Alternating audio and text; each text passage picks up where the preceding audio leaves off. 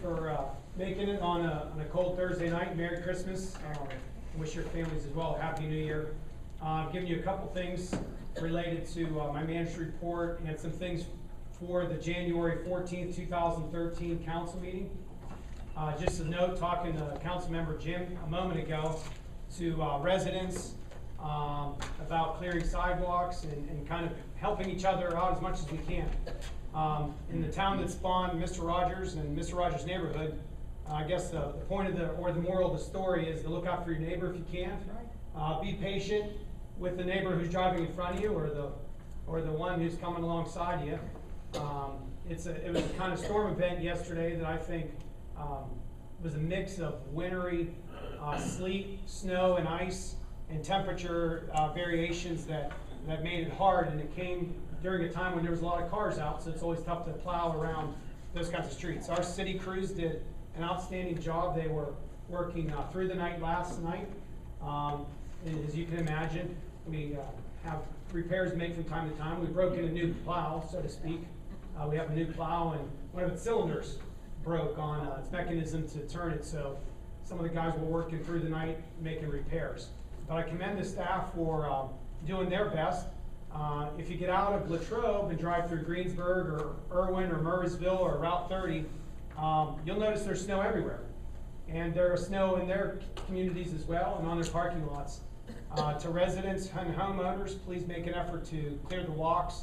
The way the city code reads is 10 hours after the storm is over. Now, it's always hard to tell when the flurry stops falling, but nonetheless, do your best to help yourself out and your neighbors dig out from a very treacherous storm event. As far as the 2013 first meeting in January, we've got a number of things on the agenda, including things we do annually, like making appointments to various boards and authorities, salary ordinance. There's a couple things on there that we're recommending be on the agenda, including a tentative agreement with our police union. Council members Boldenary and Fabian and Mike had participated in a committee to work with the union. We have a tentative agreement. The union itself voted unanimously to accept the agreement.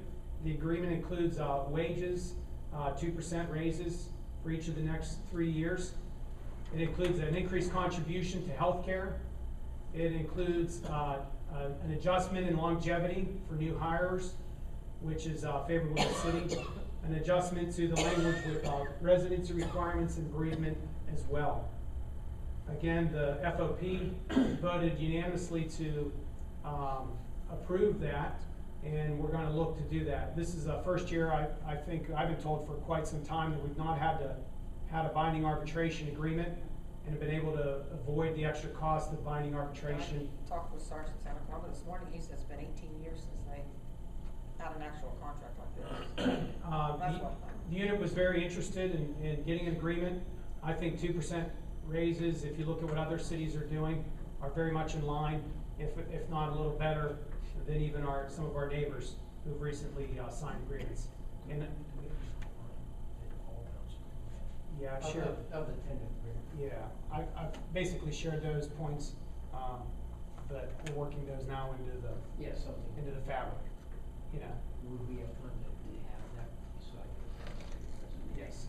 Excuse okay. me, Thought you would speak up, Jim. I don't think. Oh, I'm sorry. I was just asking, Alex, if we could have some outline of the tentative agreement that's been discussed and approved by the union as well as our own negotiating committee, so that I could attach that to a resolution for council to look at when for the Monday meeting in January. Just an outline of the tentative agreement. And he said yes, we could probably have that. Beyond that particular decision, there's also a need, I think, I'd like possibly Councilmember Jim or Solicitor Kelly to address related to the Latrobe Municipal Authority in a sewer agreement. Apparently, it's time to renew agreements or an agreement related to the sewer side of the authority and the responsible parties for lines and treatment of sanitary sewage in the city of Latrobe. So if one of you want to address that. And I'm gonna go by my own memory, and if Mr. Jim, if I'm wrong, I'm sure he can correct me. Historically, back in probably the 40s and early 50s, the city actually operated our sewage facility system. The LMA was originally created just for the water. Back in probably the mid to late 50s, 1960s, even though the treatment plant was titled in our name, the Latrobe Municipal Authority had been operating it for us for a number of years. In 1981, there was an agreement made between the LMA and the city that the LMA would be the sole body, sole agency to handle all sanitary sewage operations. And at that time, we transferred all of our lines, sanitary lines, to LMA, the sewage treatment plant, all of our facilities, with the understanding that they would operate from thenceforward, both the water and the sewer side. The agreement did say in it, and honestly, this part I can't tell you why, it did say that the agreement would terminate when the LMA no longer had any debt, bond debt. That occurred actually about 3 years ago. So for the past 3 years, we've been operating without that agreement actually being in effect, but operating under the terms of the agreement. Also in 1981, when that agreement was drafted and signed, that was at a time when the council of the city adopted numerous ordinances to give the Latrobe Municipal Authority the power, if you will, to take people to the magistrate for failure to comply with regulations and so forth. So we empowered them to administer the system, to enforce the system. And what I am suggesting in my memorandum to council is that we should reaffirm that agreement. It could create problems down the road for LMA if they wanted to get involved in bond financing, if we don't have that agreement back in place again. And I'm suggesting that this time we would allow it to run for the term of the municipal authority, and that term is June, I don't know the exact date, I think it's June 30th of 2050, and there will be a provision that if the LMA's term of existence were extended, then the agreement would be extended along with that. It's, you know, we pretty much in 1981, quite candidly, we got out of the sanitary sewer system business, if you will, altogether. We actually had done so much earlier, but we did it officially in 1981.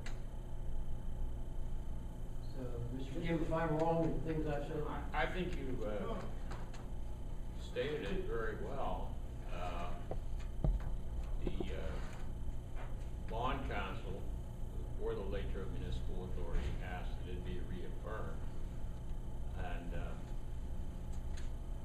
as you know, when the Latrobe Municipal Authority does take out a bond, that it's just, they are the only party that's liable. So, as I said before, as Jim said, I always thought part of that agreement was, so that the Latrobe Municipal Authority, prior to that agreement, did not take care of the little sewers in town, so to speak. Anything up to the box or the sewer or the connection, the water connection. But now, under that agreement, the authority does handle and manage all of that. So. Everything up to the lateral that would go on a property and connect that property to. Right, that's correct. I guess it'd be from the meter in or. Well, just at the lateral to tap it. No municipality does that on sewer. No, that's right. So we take care of everything to that. To that lateral. To that lateral. And then from lateral to the homeowners is just. That's Now, yeah, I thought that what Mr. Kelly was saying about with the agreement, the long-term agreement, did we not have some type of this discussion 2 or 3 meetings ago when it came up with the digging of the sewer line up at the Act 537? yeah. Well, On the agreement thing. I'm just Yeah, again- I may be wrong with what I'm. That particular line was a collection line for about 30-some houses in Lawson Heights for the Unity Township Municipal Authority. And what that line did was allow them to bypass Baldridge or Murphy's Bridge and take that sewage from those 40-some homes through our property over 9 Mile Run to connect to another, what would be more of a trunk line, if you will. Right. So that was with Unity Township Municipal Authority. And again, the Unity Township Municipal Authority takes care of these kinds of lines in Unity Township, where the LMA takes care of the trunk and the treatment for the whole system. Derry Township Municipal Authority takes care of their transmission lines, but again, conveying it to the LMA, who takes care of the trunk and treats it for the DTMA.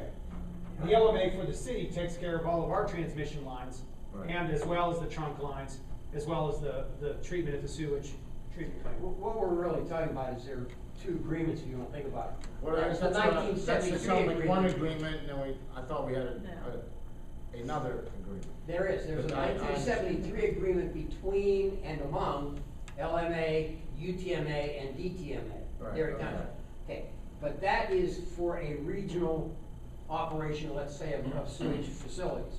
The 1981 agreement was an agreement specifically between the then borough, now the city, Right. and the LMA.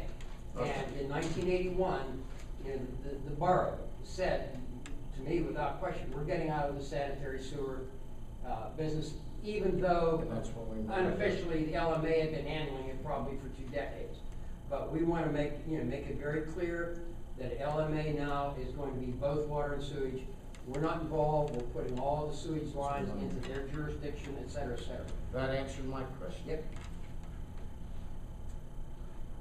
That's it. Another item for the January 14th, 2013 meeting will be a sales agreement that we're looking to prepare and have ready with the city and Duncan Solutions. Duncan is a provider of parking meters, and we're right now working on the inventory. We received 10 proposals from various vendors through a request for proposals process sponsored by both the Latrobe Parking Authority and the City of Latrobe. A committee interviewed 4 of those 10 and has been working and discussing some sort of sales agreement with one of them to see if we can find something that we can afford and deploy reasonably within the city. Both the city for the street meters and the parking authority for the parking lots will have to agree to the, if you will, the bill of sales. The parking authority will meet January 22nd, and of course our meeting is on the 14th. And we're putting that together, and there'll be more details, in your packets to review.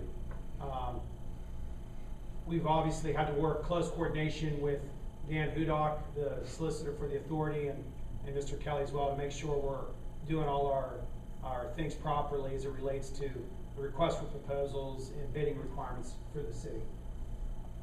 Basically, we're going to be getting new mechanisms for the existing housing that we have. We'll have to get new nameplates for the existing meters, and we'll be installing more meters in the garage, at least 100 meters, and again, replacing the internal mechanisms for the existing meters that we have within the city. Have you considered eliminating some of the street meters, or are we still using them to prevent people from parking long-term? We've certainly are always under considerations. The management of a parking system is very fluid. It comes as tenants come and go. My philosophy is that parking needs to be plentiful and convenient. It needs to be safe and available. And what's convenient for one person on Jefferson or Depot may not be convenient for anybody else. And so what we look at when Joe and I and others are looking at managing the parking system is that meter getting used? Are people depositing coin in it? If they are, that's a good indication it's convenient for somebody. If we put all our parking meters or all our parking spaces in one big tower, that's certainly plentiful, but it's not convenient, to everybody who needs to park. Well, Alex, I'm still considering the meters that are out in front of Holy Family Church on Ligonier Street. There's a whole lot of those. Them stay. What? Them stay. There's no reason for them not to stay. Well, we don't wanna say never, but I just don't see the use there. I mean, maybe I'm They're going. filled up every day, Mr. Jim. All right. that's how we're trying to monitor it. You know, The other, well, you know, if you wanna discuss it, some of the meters, for instance, on the north side of Depot Street or the you Yeah. know, where you have, stop putting meters there between Ligonier and Jefferson, I get a whole lot of complaints. Yeah, when we get new meters, we'll install at least 2 meters on that strip. And I So that noticed there's that a- at the a end, there's combination not of enough choice. room to make a left, to really get over onto that north side, at North Berm, and make a proper left turn. There's a lot of complaints about that. And of course, I guess the reason I'm mentioning this, are we gonna just count the meters we have and replace all the meters we have? Or are we going to Well, or are we going to study the ones that we don't need, and then not replace them? Again, in the management of a parking system requires a lot of attention to detail. We talk a lot about the right placement of 2-hour, half-hour, 9-hour meters, how to best deploy those, both on streets and in parking lots. It's an active management. It's based on who and what type of business is located where, and what the potential customers are. We need to find every opportunity we can to collect the dimes and the nickels that can be collected from interested parkers, be they patrons, shoppers, customers, workers, or whoever. So, you know, my thought is, yeah, let's keep looking at it, let's keep thinking about it, but I'm real hesitant to pull back supply when it's been provided. I understand that, Alex. Do you have any measurement of the use? Yeah, how much All money the comes out the meters. bottom of it? What's that? We have 2 ways. One, Pango allows us to. No, I'm talking about the meters I don't think are being used. I think doesn't the person who collects the money have a Yeah, need per that's what I said, meter? there's 2 ways. There's the money that comes out of the can and how that's being retained. We, in the past, were less detailed in tracking, but now we're much more detailed and again, it goes back to the way Down at the train station, how about those meters? those are not used very much at all. All right. They have historically been, but those were created decades ago. But maybe if the sell those business changes and they have a lunch hour, it changes. I don't know. I mean, that's just a function of the tenant and their demands on the parking system where they're at. But it's great to keep thinking and discussing. I mean, if you would like to have council recommend pulling back ordinances on any given block, on any given street, you know, you No, certainly I'd have just that. like to have it studied, and you make the recommendation. I'm studying all the time, huh, Joe? We're always thinking about where can we All put right, them and well, work with how the much money is that taken in, let's say, for instance, between Ligonier and Alexandria, right beside the train station? How much, in those meters? Do you have any idea? Not in front of me, but yeah, I have an idea. Yeah, because what we try to do is we're getting better at reporting how we collect by segment. Before, they all just went into one big kitty, and it was basically blind. You divide the number of, you know, the total amount of money by meters, and it gives you an average meter. But that's not the best way to figure out, you know, how well a meter's doing. Well, anyway, please look at that. Yeah. As part of the solution. How about it, Joey? We get about 10 or 15% of our job is thinking about it, you know, trying to figure out how to manage that meter supply demand to get the best bang for And, buck. I did get a request for more 90-minute meters. People were asking me about more 90-minute meters. Okay, we have half-hour and 2-hour meters, so basically the 120-minute meters. How about, I thought there was, We have 9 hours, yeah. 2-hour, and 3 As I said, people have asked me, requested more 9-hour meters. Okay. Yeah, that's been particularly challenging because in Lot C, it was predominantly 9-hour meters. So what we did was lost Lot C to the community college and have tried to redistribute those 9-hour meters, particularly in Lot B, which is the strip along Depot, and Lot H, which is the lot right across here, City Hall. Both of those previously had no 9-hour meters. They both do have 9-hour meters because of that issue. But we've also kind of wrestled with, do we need more? Mm-hmm. And, you know, and this purchase that we'll make in January will not only enable us to meet the current needs, but we'll buy a few extra to be able to redeploy and mix and match better as demand dictates. Where were the requests? I mean, where physically were the people located? Were they Well, I would say, near here I would or say Let's further answer out? it, Bill. like around Westmoreland Federal. There you go, right there, so they're closer to where they can walk it. And again, there's been historically 9-hour meters in those lots. There's about 6, and then some of them were taken out when you put in the private parking or reserve Reserve. parking, so you eliminated some. Yeah, reserve parking is about a 40% discount over the nickel dime rate. So what we gotta do is better job of marketing those reserve spots, because I really think a lot of people could save a good deal of money if they went Whose from. parking lot is that in the alley behind Army and Navy? That right now is being operated by the Latrobe Foundation. They removed Don's TV, they pay taxes on the parcel, and are working like Buchanan is working, and like a number of other private lot owners in this town are How doing. about the lot that's right beside it now? Why don't you just say Okenet? Yeah, the Latrobe Foundation. Is it, the new, Yeah, and that's- building was just torn down. That building by the state store as well is look like they're planning on leasing spaces there as well. Who owns it? Rhonda gets So that's not Rose Style Shop. That's not part of the parking system then? No, it is not. Okay. And Buchanan no longer sells automobiles. And the Second Ward School, the Presbyterian Church, also has some spots. I've talked to Solicitor Kelly and Dan Hudock to try to, if there's a chapter and verse that we could quote and send them letters telling them to cease and desist, I'm willing to do that. But right now, at this point, those are tax-paying parcels. Obviously, the Second Ward School was not. And, you know, they're doing something which we told we weren't very good at. We've been criticized for the last 3 years since the garage went down as being anti-business and not business-friendly. And if being business-friendly allows people to operate a little 9-car lot here or a 10-car lot there, we run the risk of losing revenue, certainly, but maybe they can show us that those lots are valuable, and then maybe we end up leasing off of them and find ways to manage it for them, keeping them on the tax rolls, but sort of like we do at the funeral home. What's the one called here? The Snyder the lot, Snyder lot. we refer to The it. Snyder lot's a privately owned parcel that the parking authority manages on the behalf of the property owner. The property owner pays taxes. We collect revenue and enforce it. So with the Don's TV and maybe over by the state store, we may look at doing the same kinds of things.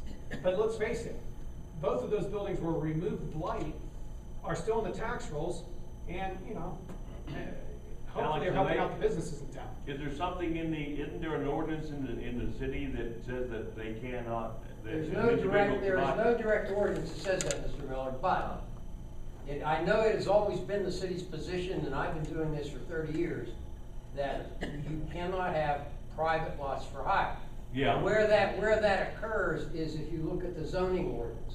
Yes. Look throughout the zoning ordinance, you will not find private lots for hire Yeah, as a because I was, permitted use. when the building was Any torn zone. down, I wanted to like kind of rent it to the school or something, and zoning said I couldn't do that, so.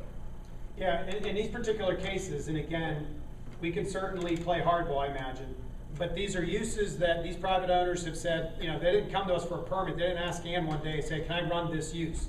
Historically, we may have done it a little bit differently, and we may still, I mean, we may turn out that we send them letters saying, you're running a use that's not in the zoning No, ordinance. that's not my question. I understand. All I was trying to find out is who owned it, Alex, but my other thing is, are they constructing, is there any rules on how they should construct a lot if it's private? You know, do they have to have drainage, should they be hard surfaced? I don't know. No, I'm there are rules, but the problem is, I can't say there's a rule for a private lot for hire, because I don't think they're permitted. Now, you can go out to Roma Italiani, they bought the property right across the street, but that's their private parking lot for their customers, which is permitted, that's allowed. But there are certain rules that say how many spaces and how many entrances and the kind of cover, oh yeah, there's definitely rules. So, what's the That's answer? why they came to us Well, and asked us for an entranceway off the Lincoln Street. The answer is, I'm going to have to give council opinion, that's all I can do. No, I'm not trying to shoot the idea down, believe me, I just wanted to know if there is, you know, are they allowed to have a porous lot, which I think environmentally, maybe that's what we would want. I think that's the If it runs minimum, on you a have hard to have coat, it's cover. gonna run down, if you put a drain in it and put a hard coat on it, it's gonna run down the That's hard what I'm coat saying. and go in the same spot. You gotta work it Give me a out. minute.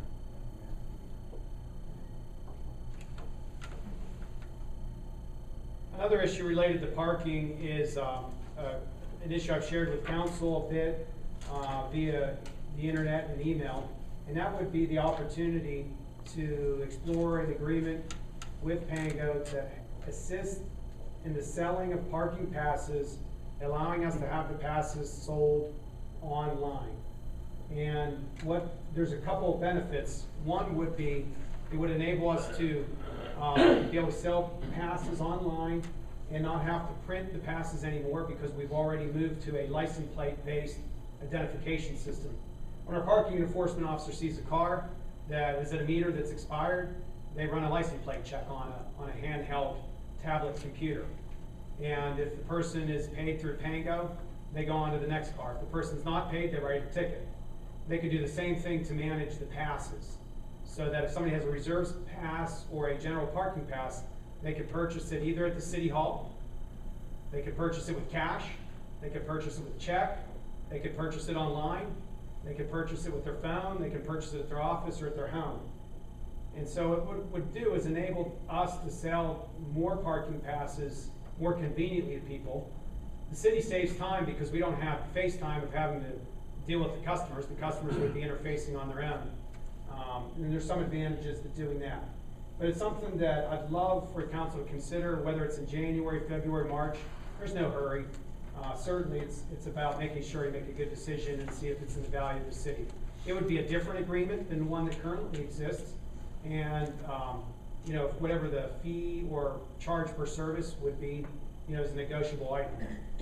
Pango has presented us with a proposal that I've shared with council and more than willing to talk more about it, but nonetheless, stay tuned for that and keep thinking about the merits and the demerits of that. If you guys have noticed, the city of Pittsburgh is advertising to look at pay-by-phones, and we were mentioned in both the Pittsburgh Post-Gazette and Tribune Review as being the first town in Western PA to do that. And I imagine within a few years, there'll be many cities, whether it's with Pango or with Park Mobile USA or with another pay-by-phone app. We're kind of like cutting edge. I'm glad I don't live in Chicago. Did you see what they're going to? $5.75. That's what it is now. That's what it is now. $6.50. For what? For an hour or half hour? It's an hour. Yeah. Yeah, I also noted the borough of Ligonier took their parking passes or their parking fines from $5 to $10. Yes. Imagine Now that's a shock. They must have a pretty good manager over there to get. Touche. I wanted to ask, how much have you collected from Pango since we've started? About 5% of our users are using it, which is below kind of what I think the target for them is. Cash-wise? Yeah. How much? You get last report you gave, you had $1,000, about $1,000. Yeah, and again, that was through October, and I would say after November, it may be another $300, $400. Again, it's about 3 to 5% of the use is going through that system.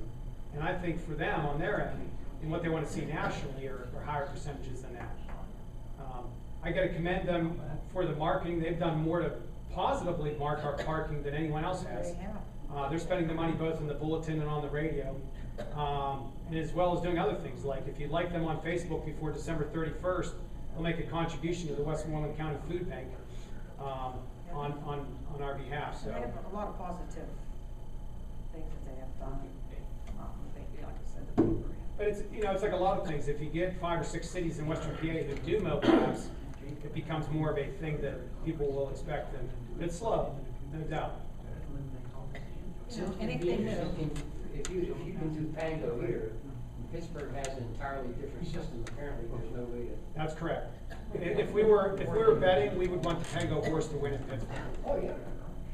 Then I'm sure they could say you could. It's just use like it anywhere. AT&T of Verizon. The more they get of one, the better it is for the Verizon customers who ride that.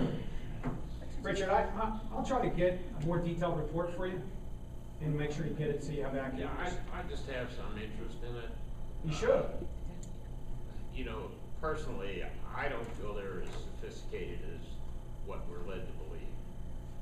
Pango. Okay. I really don't feel that. I think, and I've said it before, No, that's that right. they should allow voice recognition so that you don't have to type in the numbers or code in the numbers and things like that. Especially with people with Bluetooth now in their automobiles. You know, when you would dial Pango or say, give me Pango, then you should be able to just read the numbers off the sign and that'll give a location. Yeah, a number of, And I'm just wondering why, if they're so sophisticated, they're not into this. because the voice. phone end is the sophistication, Richard, you might not understand the way smartphones work.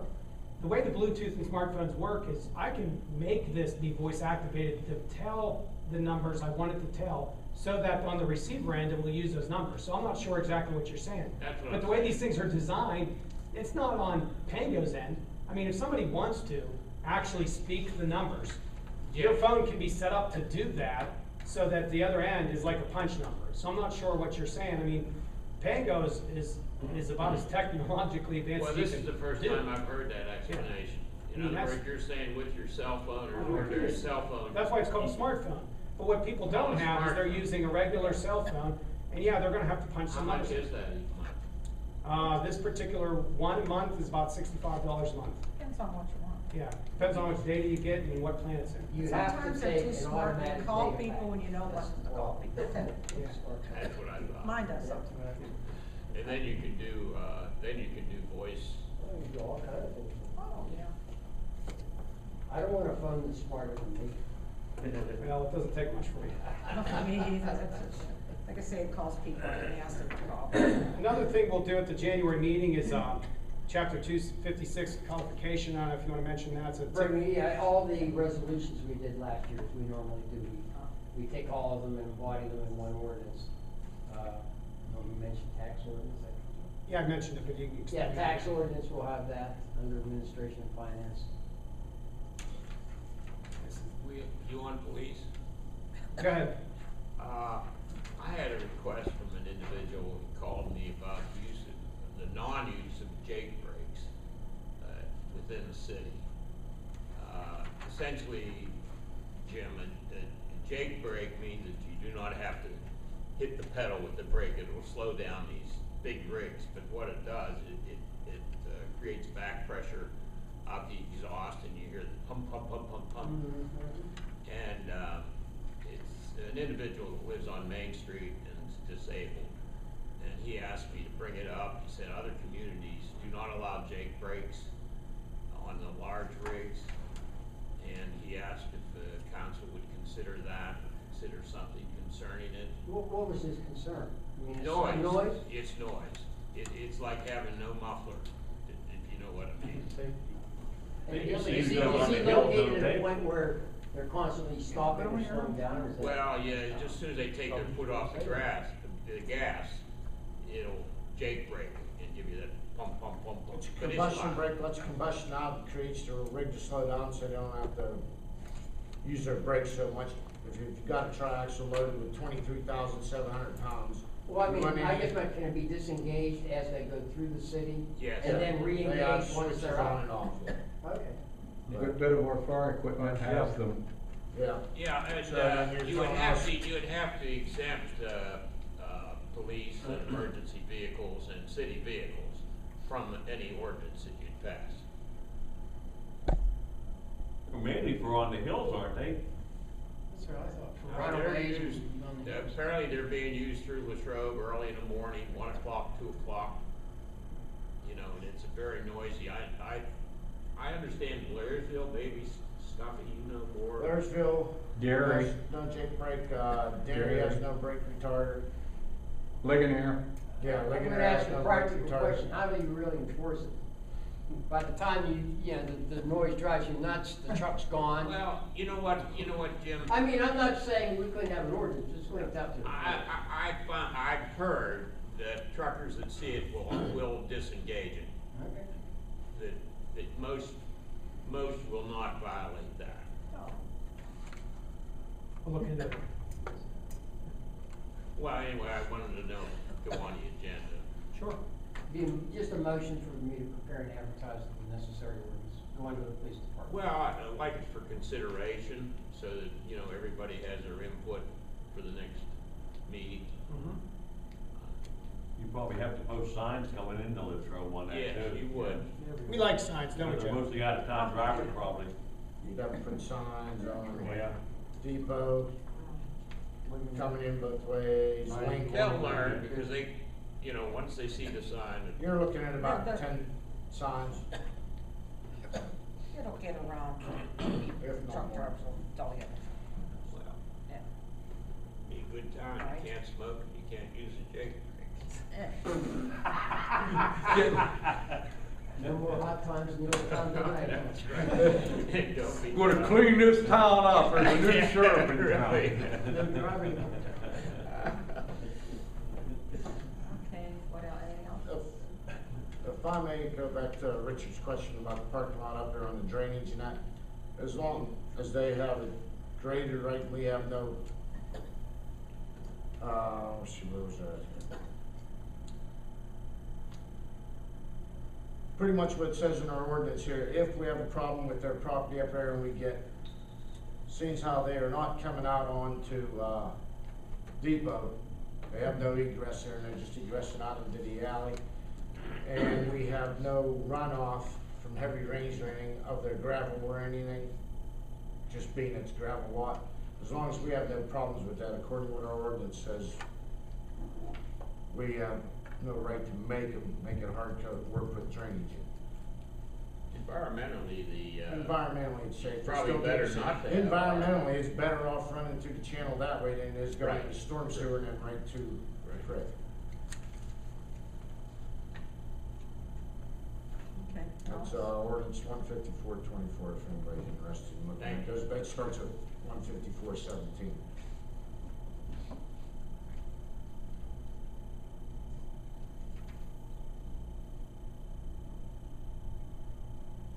Alex, anything else?